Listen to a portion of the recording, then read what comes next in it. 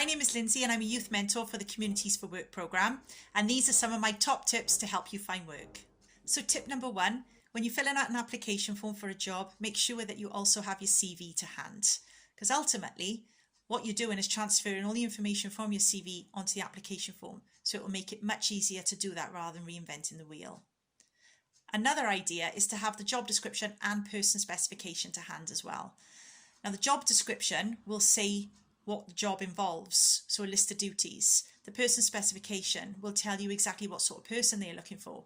They'll ask for someone with certain qualifications, certain skills or knowledge, and it will make it much easier to fill in the application form if you have all these documents to hand.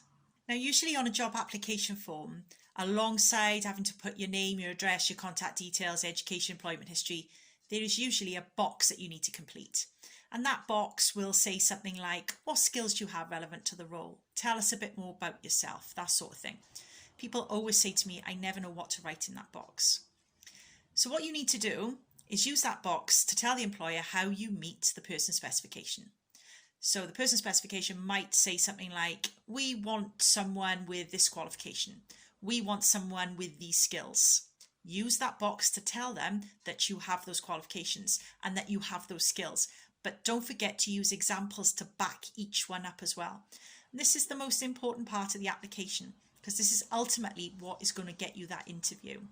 So please pay special attention to this box and show them that you are exactly the person that they're looking for. Now, sometimes employers will have careers pages, so it's always a good idea to get on their website to see if they do have a careers page, because on there it could give you some hints and tips with filling out their application forms. I know a lot of the big supermarkets do this, Morrison's, Tesco's, Asda's, to name a few. There are other supermarkets available. And on those websites, they will tell you exactly what sort of people they are looking for. So it's a good idea to mirror some of the vocabulary they are using in their website. Now, it's really, really important that there are no spelling or grammatical errors on your application form. Employers will notice it and it doesn't make a very good first impression. Your application is more than likely to go in the bin. So if you're doing an online application, please use spell check and get someone else to proofread it for you. If you're doing a handwritten application form, please do a rough draft first. I know it takes a little bit more time, but if your application goes in and you've made any errors and you've crossed them out, it just doesn't make a very good first impression. And we want to make the best impression possible in order to get that interview. And my very last tip is always save a copy of the application form. If you are invited to interview, you need to get that application back out and check over the answers you gave in preparation for your interview. They're going to be asking you questions based on what you wrote in the application. And sometimes we send off so many application forms, we can't remember what we've said in what application. So always take a copy. If you've done it online, either save it into a Word document or take a picture of it.